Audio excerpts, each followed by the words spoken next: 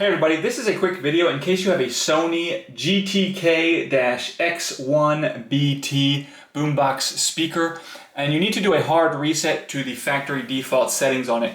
Now you're going to want to do this for one of two reasons. The first one is troubleshooting. If you're having any issues with this speaker not working right, if it's not connecting or pairing with Bluetooth device, or if it's keeps disconnecting, it's making sound issues, it's not responding, all that kind of stuff can very often be fixed with this hard reset.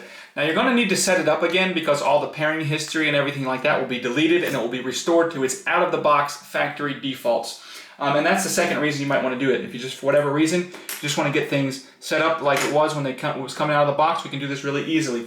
All we need to do on this speaker is go ahead and unplug it, wait a couple seconds, plug it back in. Once we do that, we can just press the on standby button to make sure that the speaker is on, because it needs to be on for this to work.